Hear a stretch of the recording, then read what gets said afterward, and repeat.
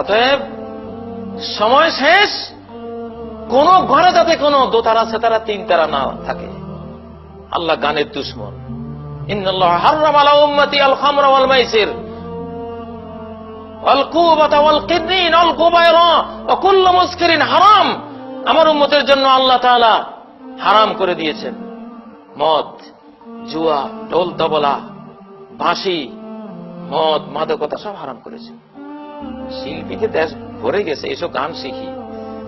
আল্লাহ নবী বলেছেন, মান জালাসা ইলা কাইনাতিন, কোন শিল্পীর কাছে যে বসবে, ফাসামে আমিনু, তার কোন গান শুনবে, তাদের কোন অনুষ্ঠানে বসবে, বা যে কোনো মিডিয়া যে কোনো ভাবে ওদের কোন গান শুনবে, সুক্কফি উযুনাইহিল আনুকু ইয়াউমাল কিয়ামা, তার দুই কানে সীসাকে উত্তপ্ত করে জাহান্নামের আগুনে ওটাকে দুই কানে ঢালা হবে। শোন, তোর গান ভালো লাগছে না, সিরিয়ালের গান, তোর এখন গান শোনাবো।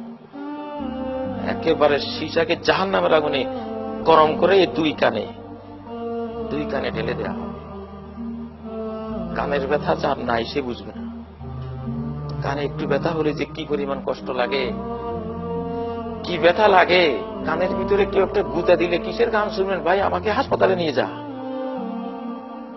বলে, শিল্পীর গান চলছে ভাই তুই সবর কর, তোর গান, মরে যাচ্ছি, তোর আবার গান।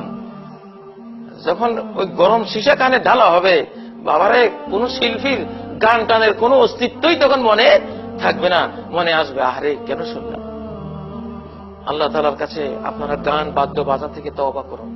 নবীজি বলেছেন, মান মাতা ওয়া ইনদাহু জারিয়াতুন মুগান্নিয়া ফালা তুসাল্লু আলাইহি, যে মরে গেল তার কাছে একটা গায়িকা আছে, শিল্পী আছে, যার গান শুনেছে, তার জানাজা পড়ো না তোমরা, তার কোনো জানাজা নাই।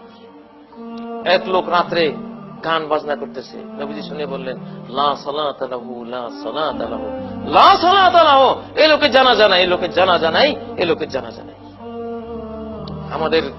আমাদের সঙ্গীত হলো আমাদের কোরআন।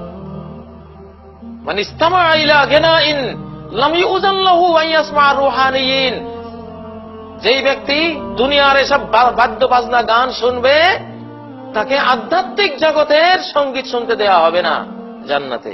সাহাবীরা বললেন, আমার রুহানিয়ুন ইয়া রাসূলুল্লাহ, সেই মরমী সঙ্গীত কারা, সঙ্গীতজ্ঞ কারা?